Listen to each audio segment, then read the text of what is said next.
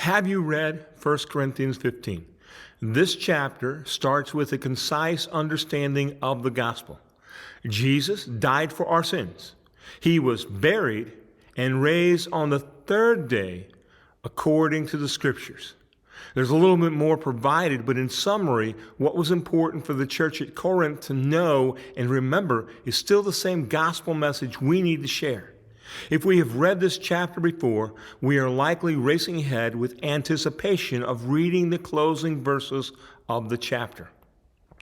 Paul writes, "Then in the twinkling of an eye, the last trumpet will sound, and the dead will be raised imperishable.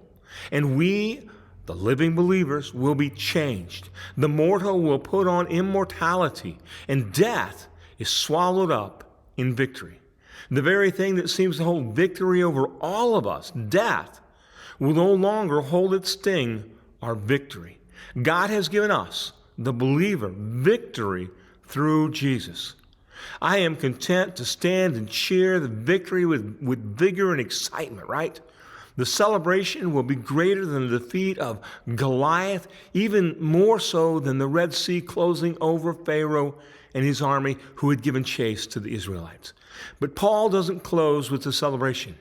He closes this section out, the chapter, with this word of encouragement in 1 Corinthians 15:58. "Therefore, my dear brothers and sisters, be steadfast, immovable, always excelling in the Lord's work, because you know that your labor in the Lord is not in vain. Continue to stand in the Lord.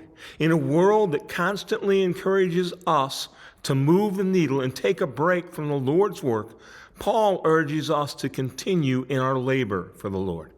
The Message words it this way: nothing you do for him is a waste of time or effort. Let us encourage one another to continue until the trumpet sounds, not to stop moving forward until the goal line is crossed.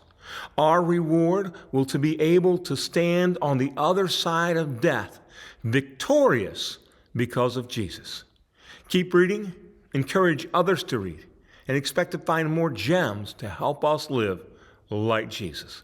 Thank you.